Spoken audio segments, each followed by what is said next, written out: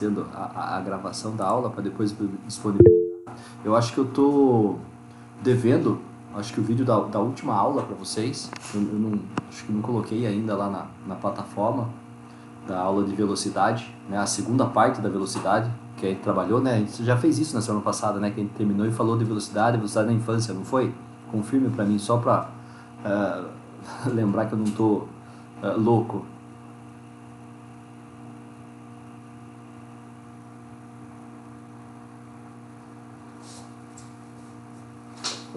Foi isso, né? Ah, fico feliz, fico feliz.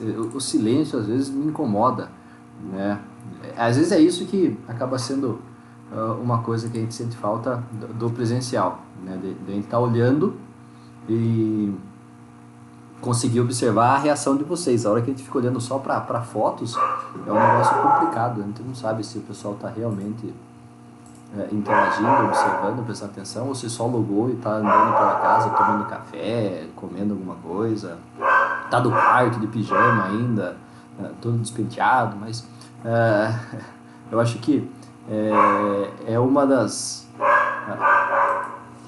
possibilidades que existem agora nesse sistema e que eu entendo que é positivo, né? Ontem eu estava comentando com o pessoal da noite que foi a primeira vez no semestre que a aula 10h30, né? Normalmente à noite, quando é 10h15, o pessoal já começa a entrar em desespero, né? Tem um pessoal que levanta 10 horas e sai da sala e fala: tenho que pegar a van, e não quer nem saber se tem aula ainda ou não. E um outro pessoalzinho que fica ainda na sala, que é 10h15, já começa a entrar em desespero, porque ele quer que acabe a aula, não vê a hora de ir embora. E eu falei para eles ontem: pô, é 10h30 e vocês querem continuar falando, né? É um milagre isso. Eles falaram: também tô na minha casa, na minha cama, deitado, com chocolate quente do lado. Então, são certas comodidades que o mundo online acaba trazendo, acaba permitindo, né? Então, isso acaba sendo interessante. Beleza? Então, visto que a gente terminou velocidade na semana passada, a gente teve, então, praticamente quase que todas as capacidades físicas, daquela que a gente chama de capacidades físicas condicionantes, apresentadas. A gente falou a respeito da resistência, a gente falou a respeito de força, a gente falou a respeito da velocidade, ou seja, acompanhando todo o nosso percurso que já havia sido programado para esse semestre, lá no começo das aulas em fevereiro. A gente viu que a resistência ela acaba sendo uma capacidade física muito importante, mas que muitas vezes os alunos acabam tendo uma dificuldade de interpretá-la ou de entenderem mais ou menos ela, porque ela não acaba sendo muito visível. Eles começam a enxergar um pouco mais as capacidades físicas a partir do momento que se começa a trabalhar força, né? Então, a hora que você vê a questão da força, do volume muscular, das questões de hipertrofia, essa capacidade física ela acaba atraindo um interesse maior e fazendo com que a compreensão dessa capacidade física seja mais fácil também, né? A hora que a gente vai para a velocidade também é uma capacidade física de fácil visualização, porque ela realmente é entendida como sendo uma forma de você realizar dentro de uma determinada fluência, dentro de um determinado ritmo, dentro de um determinado período de tempo, qualquer tipo de ação, seja uma ação corpórea que envolva todo o corpo, ou seja uma ação corpórea segmentar, que envolve apenas uma parte dele.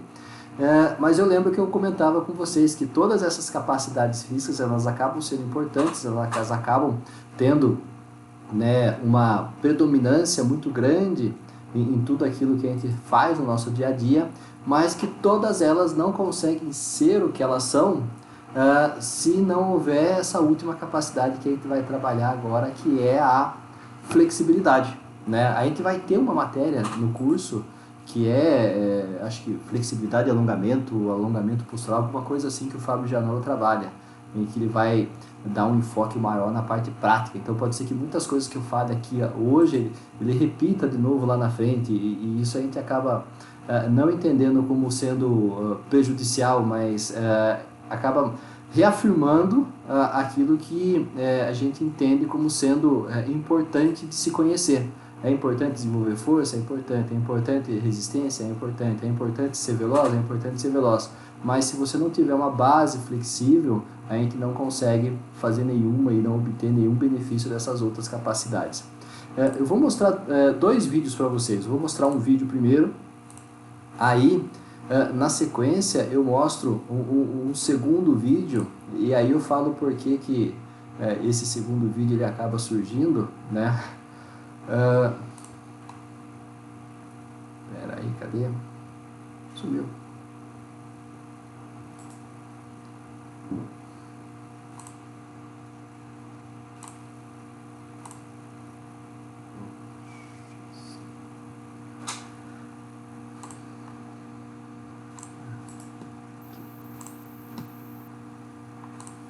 Pode ser que não apareça um som para vocês. Eu tenho percebido que quando eu reproduzo vídeos, vocês não ouvem o som. Mas nesse caso aqui, a questão do som ela acaba sendo secundária. O mais importante realmente é a questão das imagens. Então vão ser 2 vídeos curtinhos aí de 3 minutos, um pouco menos, beleza? E aí vocês podem fazer nos comentários conforme ele vai rolando. Certo? Já que a Thay falou que ama ginástica, fica o desafio para qualquer um da sala que quiser reproduzir essas coreografias, né, seja em casa, com o marido, com a mãe, com os irmãos, e mandar o vídeo para mim, eu já libero do semestre e aprovo com 10, tá? Ukraine up next. They qualified in 4th position. And they've got a little bit of an uphill struggle here because the combined exercise in qualifying was their weakest. They've seen some fabulous work go ahead of them.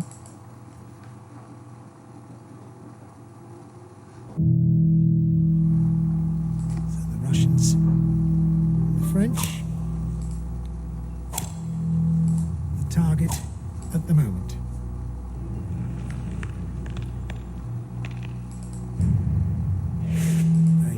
Drama at the start, all the gestures matching the music.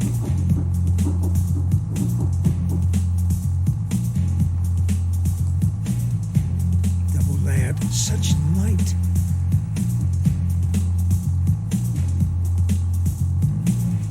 Performance and execution really very, very accurate.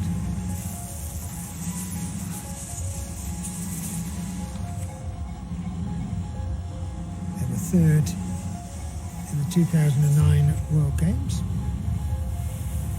2 silvers as well at European level. Look at the line through that pyramid. And look at the flexibility.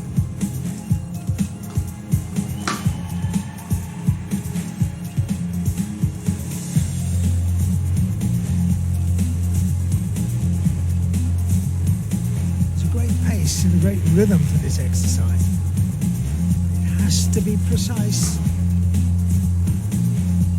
Double air into double pike.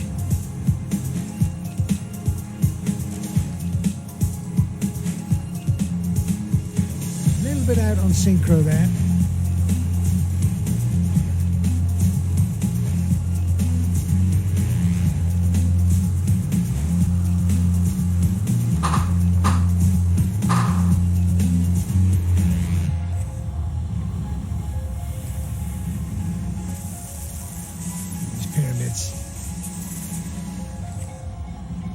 To be done without hesitation. There's the planche on straight arms, very difficult to do. Good counterbalance.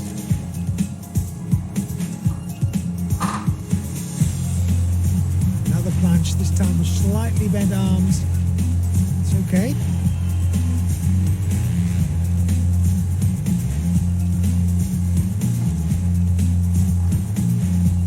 Double pike, good exit position as well.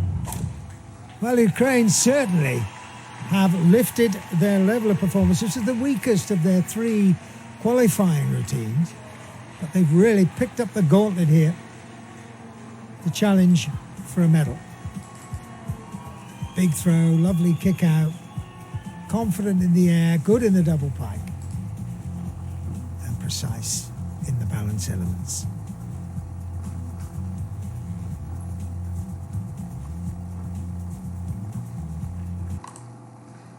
Aí, nesse vídeo tinha uma coisa que me chamava muita atenção e me causava um certo incômodo nesse vídeo. Não sei se vocês conseguem ter o mesmo incômodo que o meu, não sei, a partir da análise dele, o que vocês acharam do vídeo, daquilo que essas meninas fazem?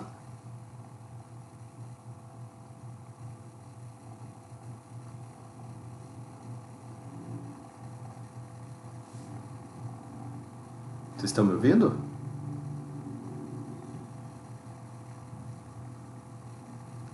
O osso, né, a questão da perna e tal, mas tem uma outra coisa que me incomodou muito nesse vídeo, né, não sei se vocês perceberam e na verdade não tá nem na coreografia, tá nessa imagem que eu congelei, né.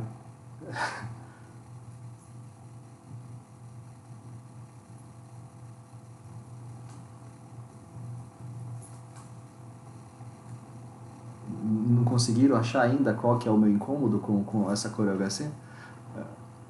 Não, eu não vou colocar o vídeo de novo. Eu vou colocar o vídeo, na verdade, na plataforma para vocês ouvirem ele com som. E daí agora essa troca de tela, eu vou ver se eu consigo. Eu acho que ela tá com uma cara assim desanimada. Parece que não foi tão boa a nota. Então, aí que tá, pelo grau de dificuldade, pelo aquilo que a gente observa, nós sendo leigos, para mim pelo menos, que sou leigo nessa questão da ginástica, né, a coreografia ela foi muito impressionante, mas elas estão em segundo. Elas ficaram em segundo, né? E eu falei, mas caramba, fazendo tudo isso que elas fizeram, elas ficaram em segundo. O que será que fez o primeiro colocado? Você não fica com essa curiosidade? Né? O que o primeiro colocado acabou fazendo de tão impressionante assim para ficar em primeiro, né? Deixa eu ver, vamos ver aqui, acho que em configurações.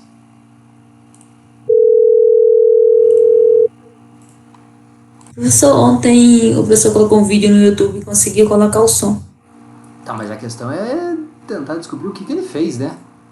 Para conseguir fazer funcionar o som, porque eu não tenho muitos recursos aqui de verificação, de como que ele fez para esse vídeo ser apresentado. Quem que foi? Foi o Paiva. O Paiva, eu vou perguntar pro Paiva, ele estava usando o Google Meet ou ele estava usando o outro?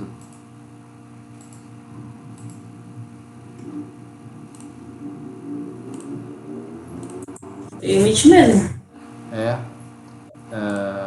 Mas vamos lá. Ele falou que o Google tava... como é que era? Não sei se eles estão inaugurando alguma coisa nova e ele conseguiu colocar. Eu preciso ver então como é que eu vou fazer isso aqui. Eu vou dar uma perguntada para ele, se dá uma luz para mim. E aí no semestre passado, a hora que eu contei a respeito desse incômodo que eu tinha com o vídeo, a aluna perguntou, mas você chegou a procurar no YouTube direito a competição para ver se você achava o vídeo do primeiro colocado? Eu falei, já tinha tentado e não tinha encontrado. Ela falou, vamos tentar de novo, né? Coloca aí o mesmo nome do arquivo aí para ver se ele aparece. E daí a gente acabou achando o primeiro colocado. E aí vamos ver o que o primeiro colocado fez de diferente, né? Aquela lá era a equipe da Ucrânia e o primeiro colocado a equipe da Rússia. Vamos ver o que vocês acham, se realmente está certa essa colocação ou se é o primeiro.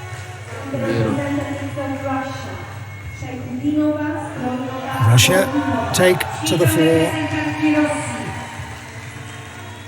having qualified in first position, and what a pedigree they have. They've been European champions in balance and dynamic work,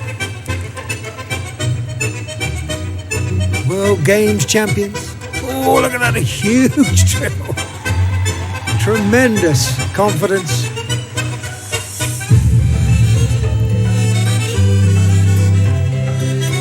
Both times, in 2008, 2006, they were silver medalists. And they're up against France in first, Poland in second, Spain in third.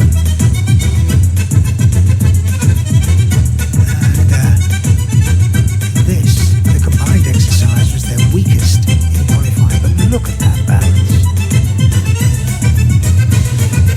So they need to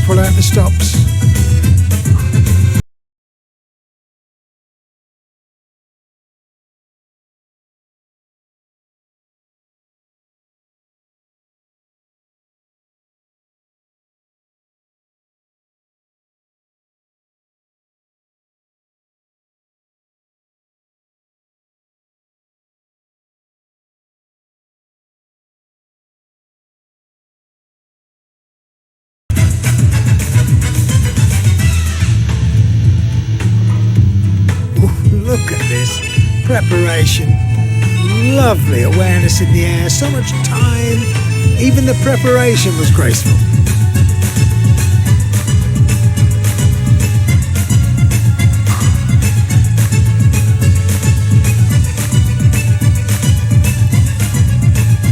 See how sure, how precisely she gets into that top balance.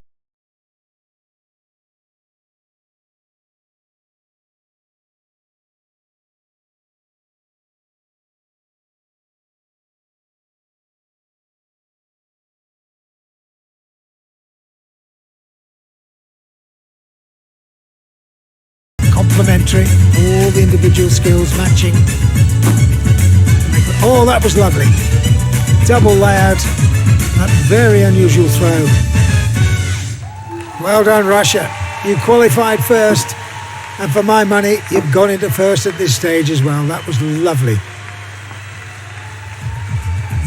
Look at this, huge throw. Triple rotation. And this. Really incredible. Counterbalance, security in the base. Realmente elas não sabem brincar, né?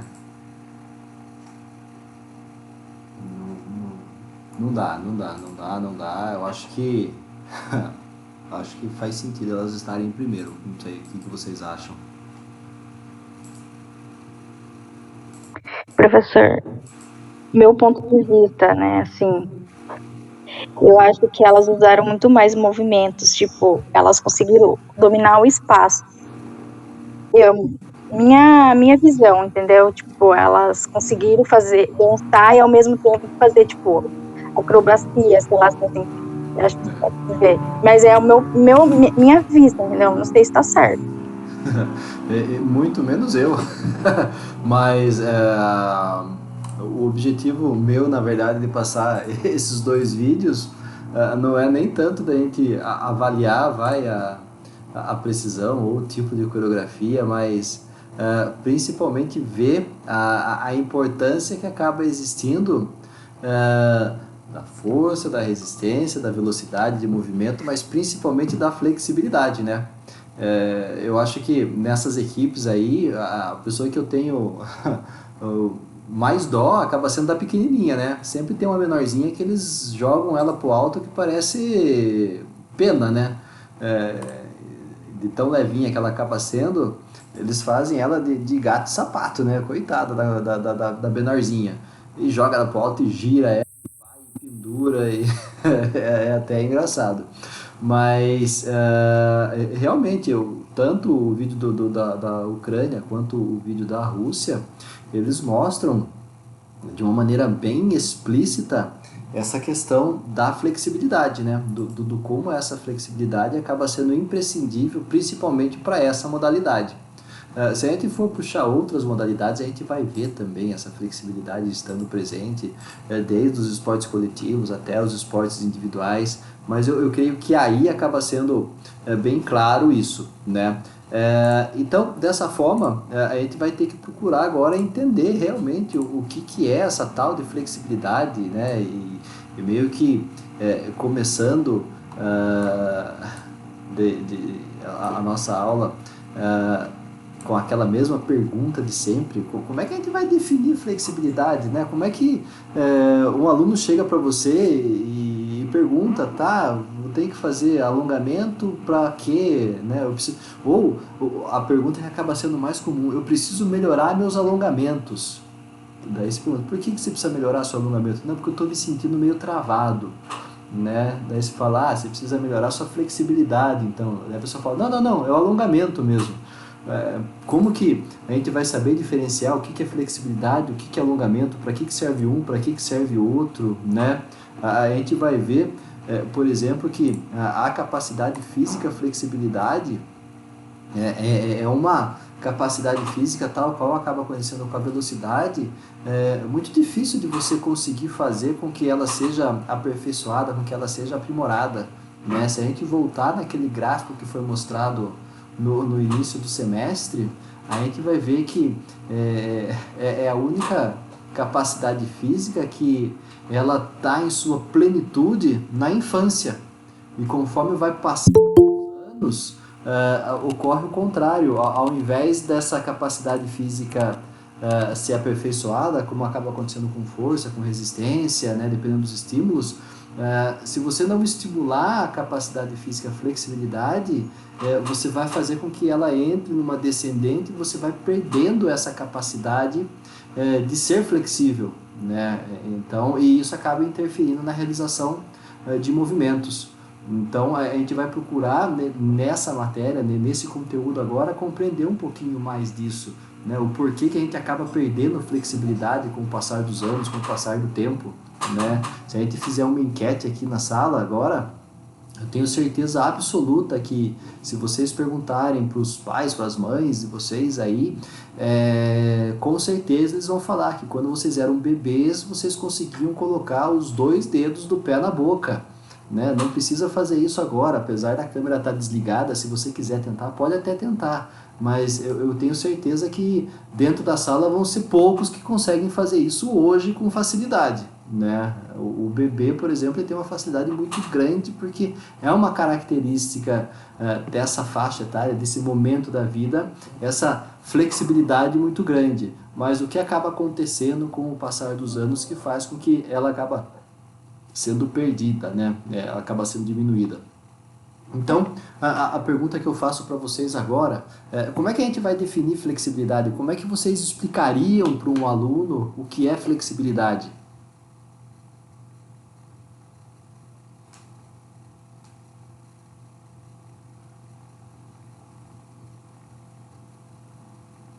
Chutem, a gente vai fazer... É a capacidade de amplitude de uma articulação?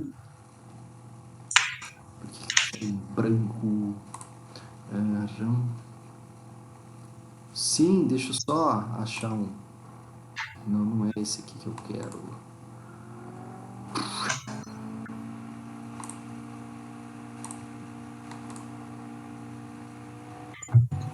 Aqui. Não era esse.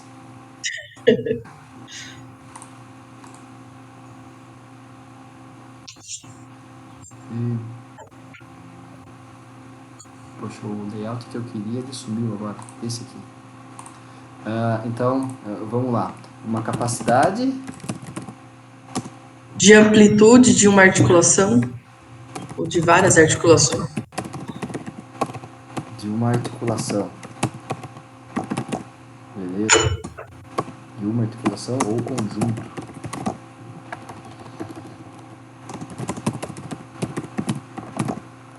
Que mais? Mais algum palpite? Execução de movimentos. Execução de movimentos. Tá, mas em que sentido?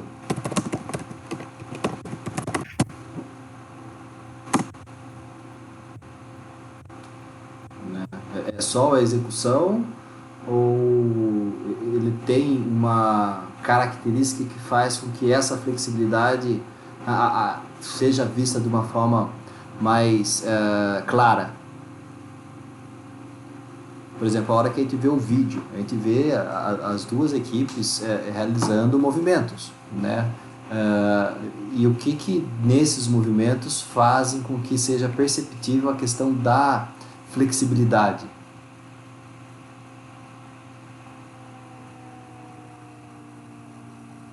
Sim, além da resistência, além da questão da força, né? Apesar da menininha ser leve, para você jogar ela pro ar, você precisava de força, você precisava de resistência e principalmente velocidade de movimento, né?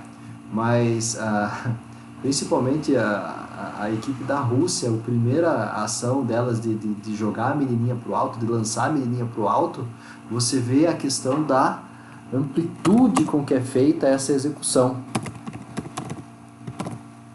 Então, quando a gente... O fator genético influencia também? Questão genética? A gente vai ver que existe uma participação, uma presença da genética que realmente ela vai garantir, por exemplo, características que permitam maiores amplitudes de movimento em comparação a outras pessoas, né? A gente vai falar a esse respeito daqui a pouco, mas sim, ele acaba sendo, mas eu acho que não seria uma explicação interessante para você dar para o seu aluno, na hora que ele pergunta a respeito do que é flexibilidade. Você fala, flexibilidade é uma característica genética da pessoa, né? Porque daí dá a entender assim, ou você tem ou você não tem. Né? Se você não é flexível, a sua genética não é boa. E na verdade não acaba sendo isso, né? A genética ela vai ter a sua contribuição, não só na flexibilidade, mas nas outras capacidades físicas também, mas a gente não pode jogar toda a responsabilidade em cima dela, né? Então a gente vai ver a questão da capacidade de amplitude de uma articulação, a execução de movimentos em amplitude. Quando eu trabalhava na Uniso, lá na Universidade de Sorocaba, eu atuava dentro de um programa lá de ginástica laboral. E dentro desse programa de ginástica laboral, a gente fazia avaliações de flexibilidade.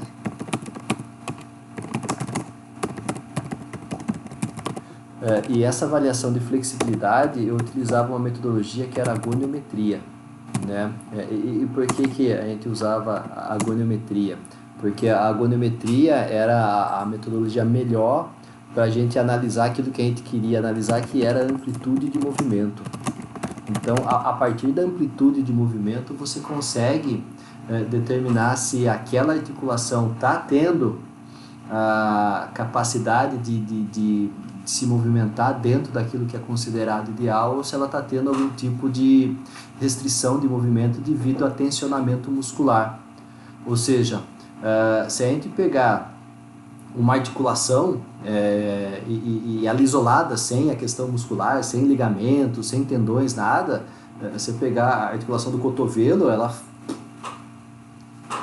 tem uma amplitude muito maior de movimento. A hora que você coloca a questão dos ligamentos, dos tendões, da estrutura muscular toda, você vai ver que essa amplitude de movimento ela acaba sendo diferenciada, né? E mesmo assim, se vocês analisarem agora na casa de vocês e vocês fizerem a extensão do cotovelo, dá para você analisar qual que é o ângulo, qual que é a amplitude que você vai ter dessa articulação do cotovelo. Você vai ter indivíduos que essa amplitude ela vai ficar aqui retinho, né, em 180 graus, e você vai ter pessoas que vão ter um ângulo um pouquinho maior, que vai além de 180, né?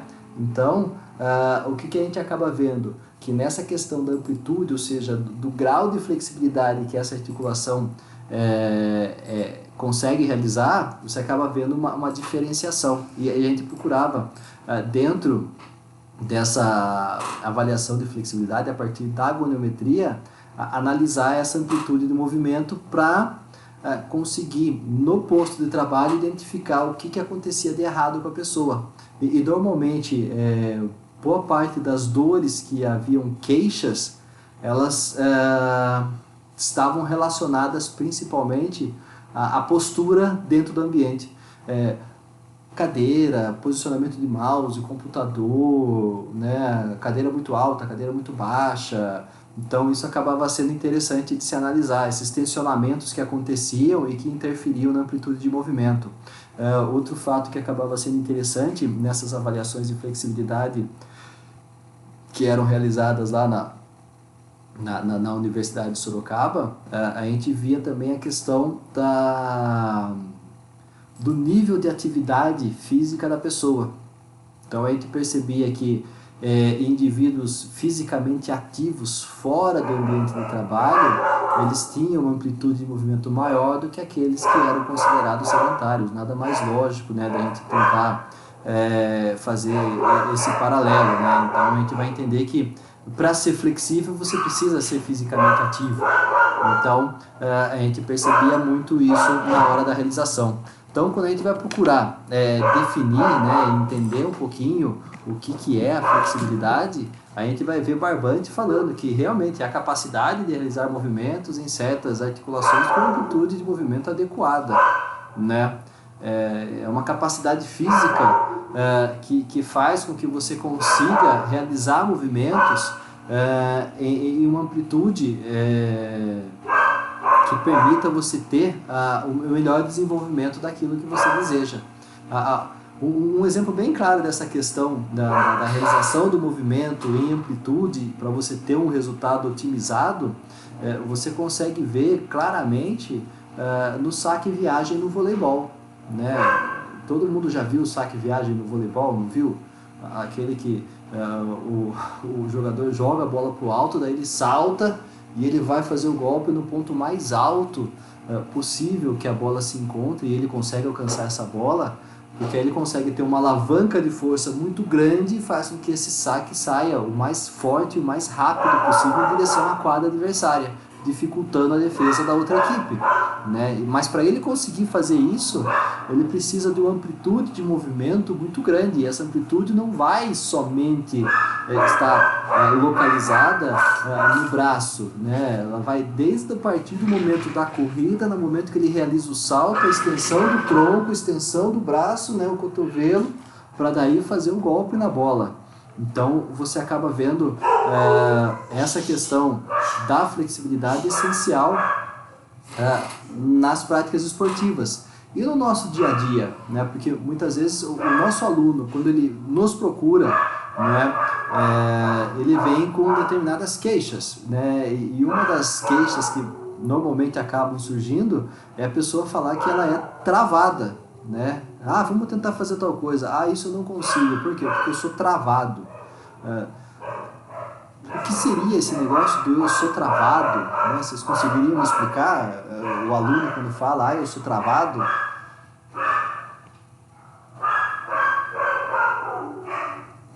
Tem pouca flexibilidade, professor. Exatamente, ele vai ter pouca flexibilidade, né? Então, a gente vai ver que dentro de tudo aquilo que a gente programa, que está ligado com o treinamento, que está ligado com a realização do movimento, da atividade física, do exercício físico, a flexibilidade ela acaba sendo essencial, né? Então, a gente vai ver que dependendo das organizações que existem, então a gente vai ver que o treino de flexibilidade, eu gosto de falar que ele acaba sendo muitas vezes negligenciado, porque são raras as vezes que você vai encontrar dentro de uma periodização, dentro de uma ficha de treinamento, a preocupação de colocar ali pelo menos uma sessão na semana que seja voltada para exercícios de amplitude ou para exercícios de flexibilidade, né?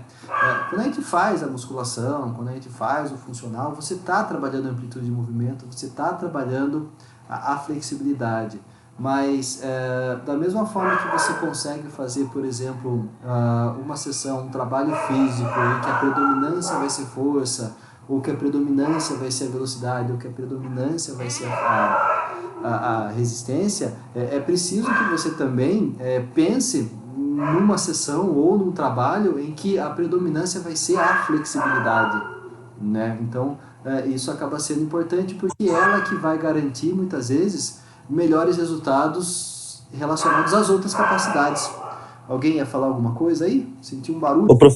Ô professor, tem até mais por viés de curiosidade mesmo. Dentro do weightlifting, né, do levantamento de peso olímpico, tem uma frase que eles falam que flexibilidade e mobilidade tem que ser escolhido. Igual que eu falei, igual que eu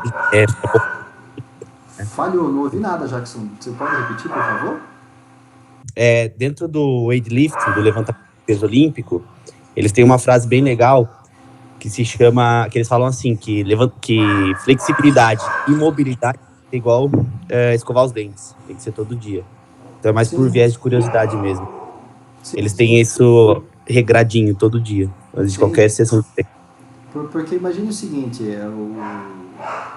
o atleta do levantamento de peso olímpico, ele não é um cara pequenininho, ele não é uma pessoa magrinha, esguia, é um pessoalzinho que é atarracado, é um pessoalzinho forte, né? O trabalho de força deles acaba sendo grande, né? E às vezes a gente vai encontrar muitas pessoas falando uma coisa que é considerada errada, que diz respeito principalmente a essas pessoas que têm uma força muscular muito grande, um volume muscular muito proeminente, que falar porque você tem um volume muscular muito grande, você não tem flexibilidade.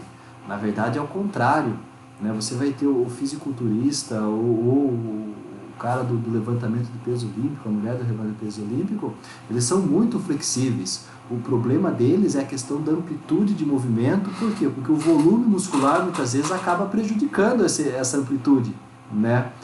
Se você for fazer uma comparação na questão da flexão do cotovelo entre um indivíduo que tem um volume muscular menor em comparação com um outro indivíduo que tem um volume muscular maior, a amplitude de movimento daquele que tem um volume muscular é maior. Por quê? Porque o volume que existe de músculo ali permite que haja uma aproximação maior do antebraço com o braço.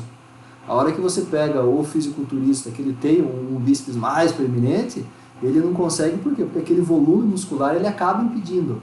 Mas na hora que você vai na questão da capacidade, ou para que haja essa contração do músculo para levantar, a quantidade de carga com que essas pessoas levantam, né, a quantidade de carga que eles movimentam, essa capacidade de contração e de extensão da fibra muscular, ela acaba sendo essencial. E essa questão da extensão das fibras, ela tem também essa relação com a flexibilidade. Então você vai ver a flexibilidade estando presente não só nos tecidos cartilaginosos, mas também no tecido muscular de uma maneira bem clara, né, quando você pensa em movimento em si, né? Então, Professor, fale, Betty. a Graciane Barbosa é um exemplo disso. Ela é uma menina forte lá, é fisiculturista, e ela é totalmente flexível. Sim. Ela, quando a gente acompanha uns vídeos dela lá, se mostra uma pessoa totalmente flexível, e eu achei que isso não era possível, como você citou como exemplo, que é o músculo que é maior, né, mas as pessoas são totalmente flexíveis, né, quando fortes. Você vai ter, por exemplo, vamos lá, você vai ter, se a gente perguntar na sala de aula quem consegue fazer o espacate, vão ser poucos alunos na sala de aula que falam, não, eu consigo fazer o espacate tranquilo, né? E aí você vai ter, por exemplo, em determinadas apresentações do fisiculturismo, tanto do masculino quanto do feminino, esses atletas espacando com uma facilidade absurda, né? E devido ao volume muscular, por exemplo, devido à definição muscular que eles têm, às vezes pode se passar a impressão de ser uma pessoa em que a estrutura muscular seja rígida, seja tensionada, mas não, ela também é muito flexível, né? Então, isso que acaba sendo muitas vezes digno de nota, né, a hora que a gente pensa nesse pessoal. Fala, Anderson. Viu, Kleber? Bom dia. Bom dia. Na ginástica, tá ouvindo? Tô ouvindo. Na ginástica, Flexibilidade. Alô? Oi? Isso. Tem a flexibilidade? Só um momento. Isso. É essencial para a... E agora cortou, cara. Escreve no chat, daí eu leio, daí eu respondo. Alô? Oi? Oi? Oi?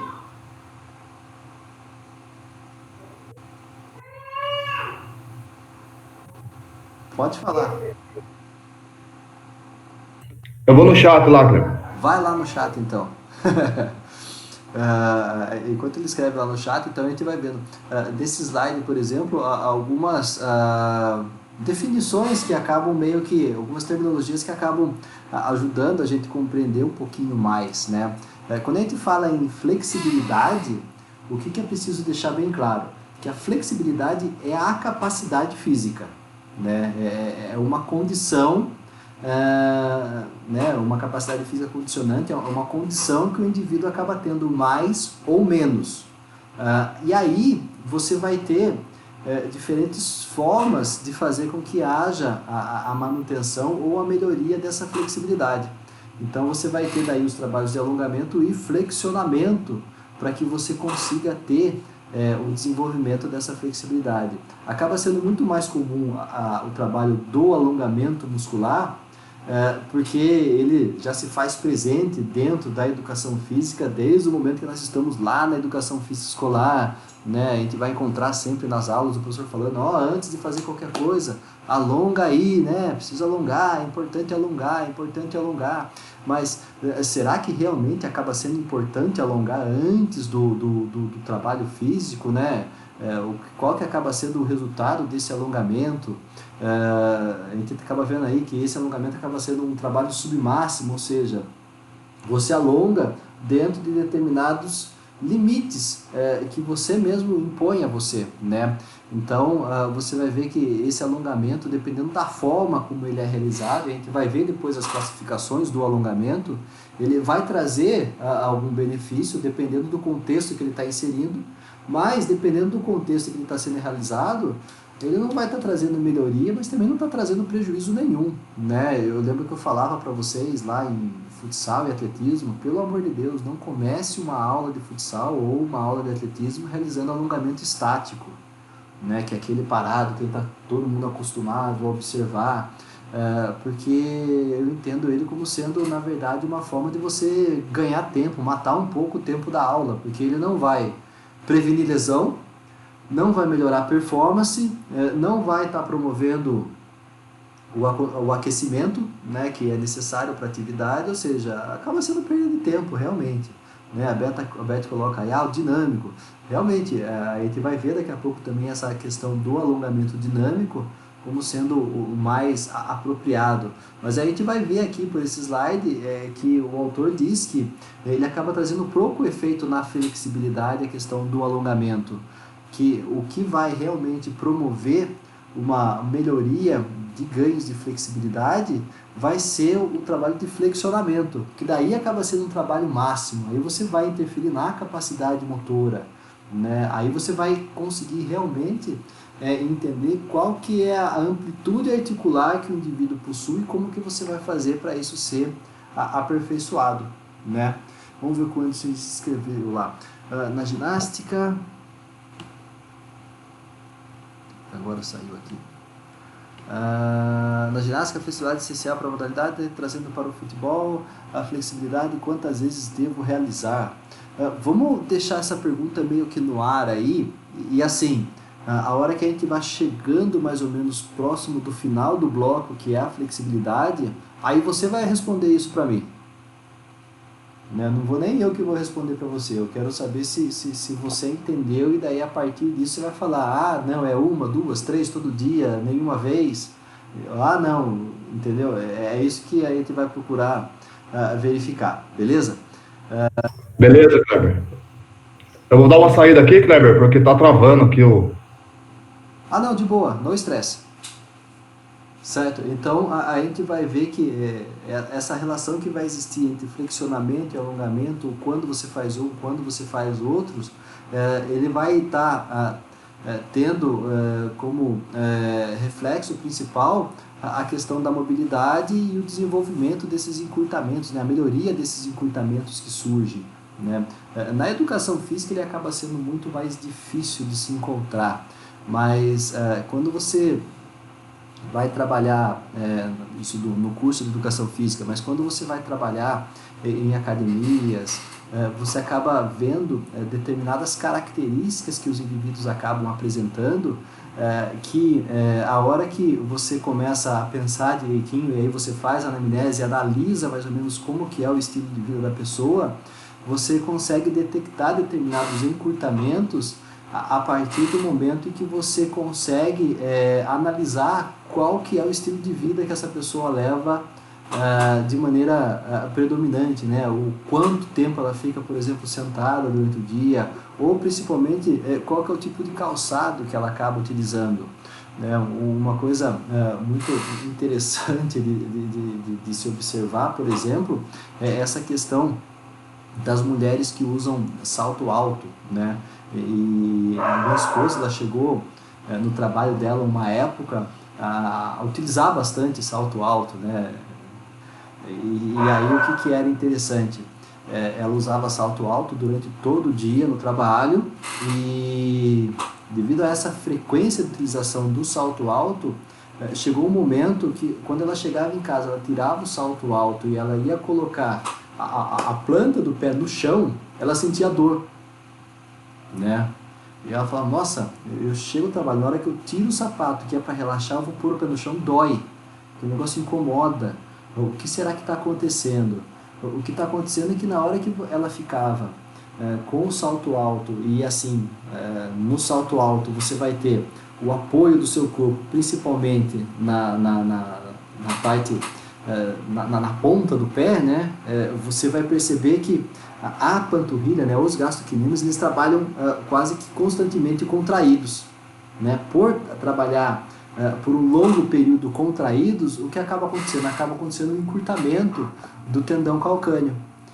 A hora que ela tirava o salto alto, que ela ia colocar a planta do pé, que aquela musculatura tinha que alongar e aquele tendão tinha que acompanhar esse alongamento, o que acontecia? Ele não conseguia, daí ele trazia essa sensação de dor, né? Então, esse encurtamento, e assim, não só encurtamentos, mas também enrijecimentos de tecidos tendíneos também acabam interferindo na questão da flexibilidade.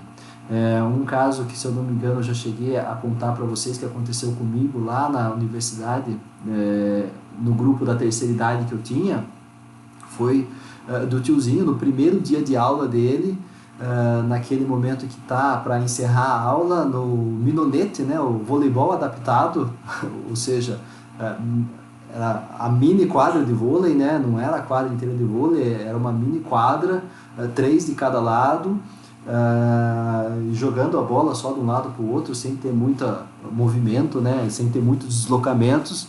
Eu viro e falo assim, ó, a hora que a bola cair, acaba o jogo, né, último lance, caiu a bola, acabou. E naquela vontade de que o negócio não acabasse, eles acabaram, na verdade, meio que se esforçando um pouquinho mais no final da aula. E nesse final da aula, na hora que uma bola vai um pouquinho mais longe, o tiozinho dá um pequeno salto, essa troca de apoio do pé esquerdo para o pé direito, e a hora que ele apoia o pé direito no chão, rompe o tendão de Aquiles dele, né, o calcâneo. E aí, pô, é uma coisa que assusta, porque não é um tendão fino, ele é bem... o calibre dele é grande, e assim, para romper ele, precisa de ter um esforço muito grande, e o salto que ele deu foi pequeno, e aí a gente fica na dúvida, né, e vai perguntar, pô, como que pode ter acontecido isso, né? A hora que a gente olhava a anamnese dele, não apresentava nenhum problema de saúde grave que representasse as chances de rompimento do tendão, até que ele fala que ele omitiu uma informação, que ele ficou imobilizado, né? A perna direita dele ficou imobilizada por pelo menos 30 dias devido a uma lesão que ele teve. E ele estava voltando de lesão, ele não tinha feito um trabalho de recuperação na fisioterapia, ele foi direto para as aulas de esporte na universidade, né? E o que acaba acontecendo quando há essa imobilização devido a uma inflamação de um tendão? Esse tendão, ele perde essa capacidade de distensão dele, porque ele vai ficando rígido. E uma coisa rígida, na hora que ela necessita de tensão, o que acontece? Ela arrebenta, ela quebra, né? E foi isso que aconteceu com o tendão dele, né? Então, você vai ter esses casos de encurtamento, mas também você vai ter muitas vezes casos de rigidez devido a processos inflamatórios que porventura venham a acontecer. Então é preciso ter muito cuidado nisso, né? Na hora do trabalho, seja de alongamento, seja de flexionamento, você entender o porquê que a pessoa fala que está travada, né? O que aconteceu para ela realmente ser travada, né? E aí a gente consegue mais ou menos já decifrar mais ou menos.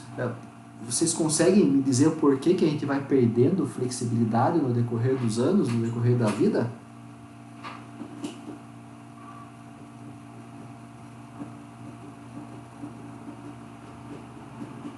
Alguma ideia, alguma suposição, algum chute, algum palpite? Por causa do envelhecimento? Mas aí tem Perca de colágeno. Perca de colágeno? Por causa da perca de colágeno. Também pode ter uma relação, né? Que mais? Músculo, em que sentido? Excesso ou falta de músculo?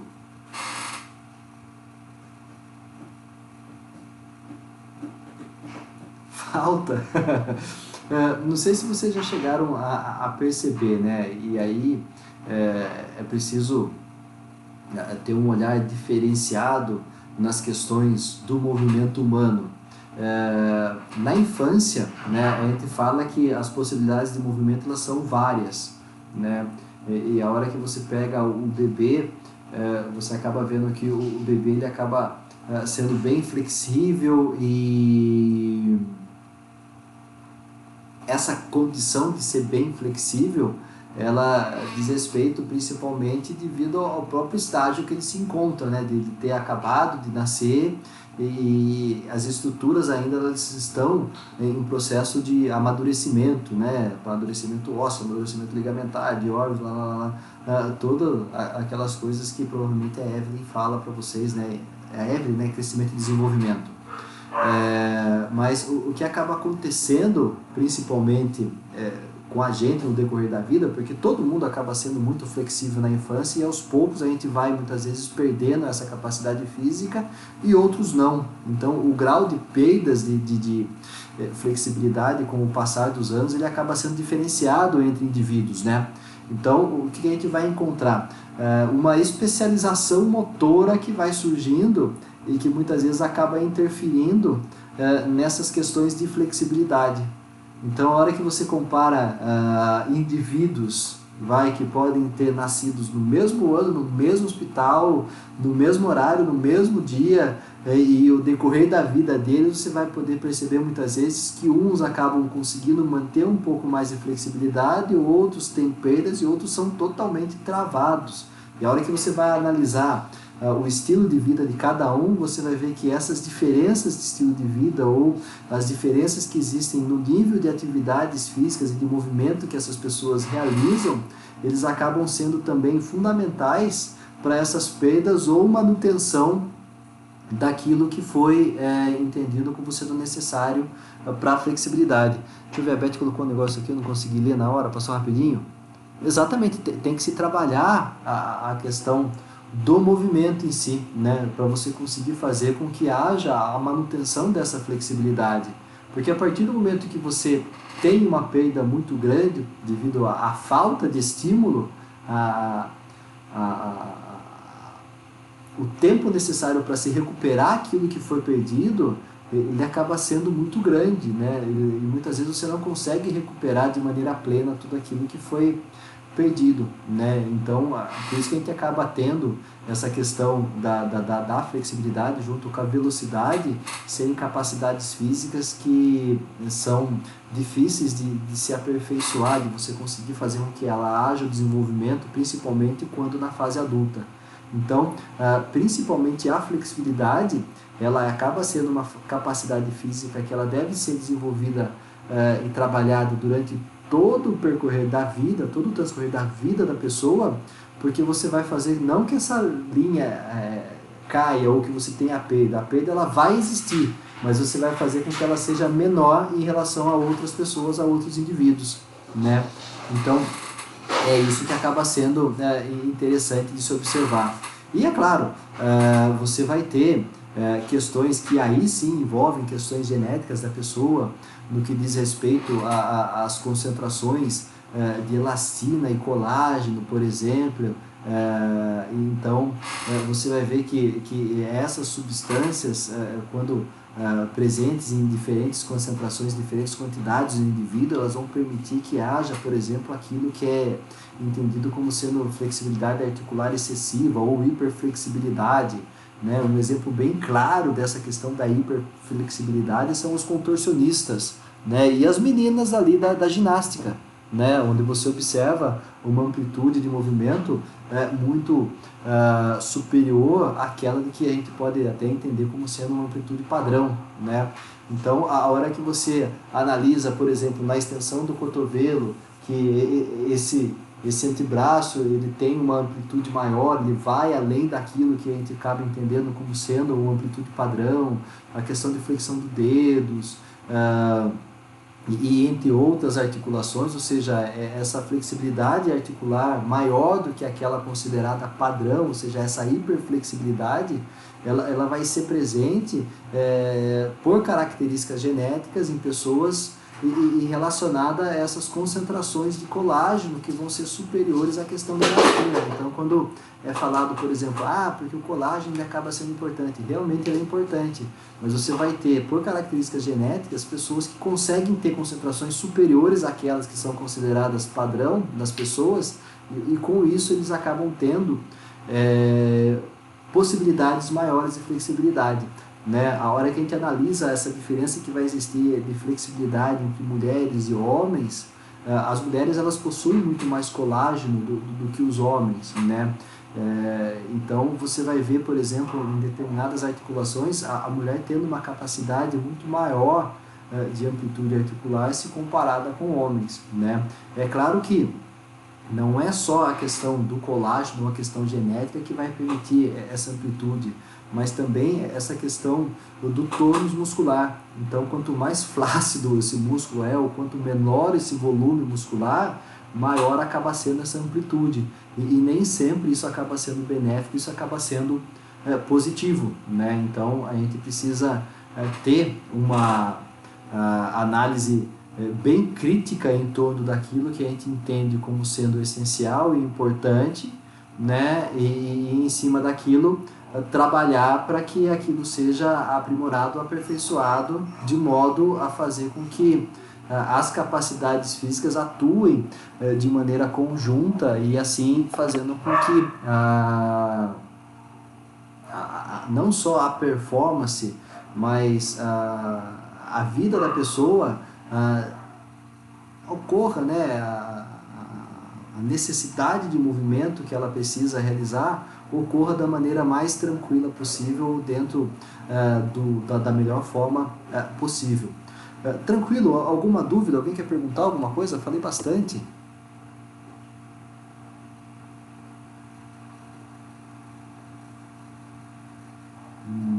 Não? Tudo muito quieto? Vocês estão aí? Vocês estão vivos? Creio que sim. Sim. Sim, Kleber, tudo certo. Então tá bom. Então, a gente vai ver que a flexibilidade, ela atinge o auge na infância e ela vai piorando se não é trabalhada, né? O Abdala fala, principalmente quando relacionando a flexibilidade com um atleta, né? Com o indivíduo que pratica esportes, né? De uma maneira mais regular, ela acaba sendo imprescindível para garantir uma maior precisão e uma qualidade melhor de movimento, né? O desenvolvimento das habilidades, ela vai depender muito da flexibilidade também, e bem como essa questão da redução de riscos de lesões musculoarticulares. Aqui na sala eu acho que dificilmente a gente vai encontrar alguém que nunca torceu o pé, né? E essa questão da torção do pé, né? Desse movimento que a gente realiza em falso, que acaba lesionando a cápsula articular, muitas vezes levando a um inchaço proeminente. Muitas vezes essas questões de lesão muscular acabam tendo uma relação direta com essa falta de flexibilidade da estrutura articular, né? A estrutura articular ela está trabalhando de uma maneira tão rígida, tão travada, que qualquer movimento fora daquilo que é o padrão dela, ele já acaba resultando em lesão, né?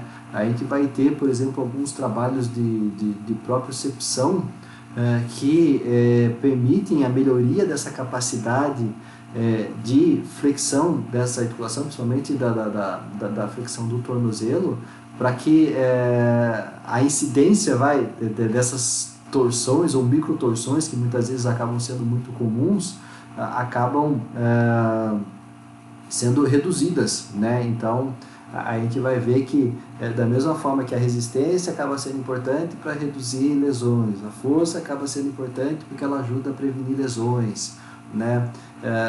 A técnica acaba sendo importante porque ajuda a prevenir lesões, e a partir do momento que você tem uma técnica bem desenvolvida, você não só tem menos lesões, mas você consegue fazer as coisas de maneira mais rápida. A flexibilidade também ela acaba dando um suporte para que haja uma redução no número de lesões. Então a gente vai ver que quando você não tem essa flexibilidade bem desenvolvida, né, você vai perceber que vai haver uma dificuldade no aprendizado, na verdade uma dificuldade na realização de movimentos de uma maneira mais plena, ou seja, de um movimento mais preciso, de um movimento mais eficiente. Você vai ter uma possibilidade maior de lesões. Você acaba tendo dificuldades, por exemplo, no desenvolvimento de força, de velocidade ou de outras capacidades físicas coordenativas, né? Ou seja, a flexibilidade ela acaba sendo imprescindível para que você consiga fazer movimentos de maneira ideal, dentro da maneira ideal, ou seja, movimentos com qualidade. No futsal eu falava isso muito para vocês, quando vocês forem dar aula de esportes, não cobre do seu aluno quantidade, mas cobre dele qualidade de movimento. Quanto melhor executado o movimento, a quantidade ela vai sair de maneira natural depois. Quanto mais fácil aquilo se torna, mais rápido ele consegue fazer, e aquilo acaba sendo bem melhor para ser realizado. Então a gente vai ver que nesse último quadrinho aí, a flexibilidade é um requisito elementar para uma boa execução de movimentos sobre aspectos qualitativos e quantitativos. Num primeiro momento muito mais qualitativo, sendo que a partir do momento que você consegue fazer aquilo com qualidade, a quantidade ela acaba surgindo de maneira quase que natural. Se você quiser, Beto, eu posso mandar para você alguns artigos que falem sobre flexibilidade de maneira mais específica. A gente tem bastante coisa. Na biblioteca tem alguns livros também que falam a esse respeito. Eu posso até dar uma procurada na saga, dependendo de como for, eu coloco lá uma aula de flexibilidade também para dar uma olhada lá a mais. Beleza, povo? Falei bastante hoje. Vocês têm aula da Evelyn daqui a pouco, não tem?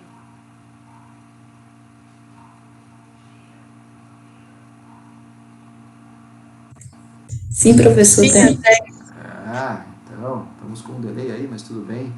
Então eu vou encerrando por aqui, porque daí vocês têm um tempinho aí para tomar um café, dar uma relaxada aí, né? Aí eu não pego o intervalo de vocês, né? Porque a nossa aula é até 9h10, então a gente vai mantendo o mesmo ritmo daquilo que a gente está acostumado dentro da sala de aula. Para a próxima aula, então, eu trago alguns links relacionados a artigos que falem de flexibilidade de uma maneira mais específica, e os resultados que esse pessoal, esses pesquisadores encontraram, né? E aí a gente vai continuando discutindo a esse respeito. Tive uma conversa com o Lassari essa semana, e provavelmente a gente vai continuar ainda por mais um tempo ainda essa questão das aulas live, das aulas remotas. Eu tenho a impressão de que a gente vai acabar o semestre assim, né? E eu acabo entendendo não como uma maneira negativa, mas como uma maneira positiva, porque o negócio tá virando, eu acho, tá sendo bem interessante, tá sendo legal a forma como as aulas estão sendo direcionadas. Não sei a opinião de vocês, gostaria até de saber a esse respeito, né? Mas eu creio que a gente vai ficar assim nas aulas remotas, né? A gente fica ainda guardando aquela questão da ansiedade para se ver mais próximo ao segundo semestre, né? E nesse sentido a gente já está pensando naquela questão que eu falei da avaliação. Eu estou mexendo naquilo, eu estou tentando aprender melhor ainda como é que funciona, para assim que estiver pronto eu aviso vocês, e aí a gente vai dividindo aí em doses homeopáticas para não acumular muita coisa. Beleza, povo? Mais alguma pergunta? Nenhuma pergunta? Não. Não? Então, tá ótimo. Desde já, então, um bom dia para vocês, uma boa semana, né? Se cuidem, né? Se for sair na rua, saiam com máscara, porque agora tem multa em Sorocaba. Se você sair sem máscara na rua, você é multado, e a multa é pesada, né? Não é uma coisa legal, mas às vezes acaba sendo necessário, né? Só a partir do momento que a gente sente no bolso, a gente começa a se preocupar muito com essas coisas, né? E até a próxima semana, no mesmo horarinho, 8 horas, a gente já vai começando a conversar a respeito da aula. Certo, povo? Certo, Kleber. Obrigada, viu? Eu que agradeço, um abraço e até mais. Boa semana para Obrigada, você. professor. Te abençoe, Boa professor. semana. Valeu, Obrigada, você. professor. Valeu, tchau, tchau. Tchau, tchau.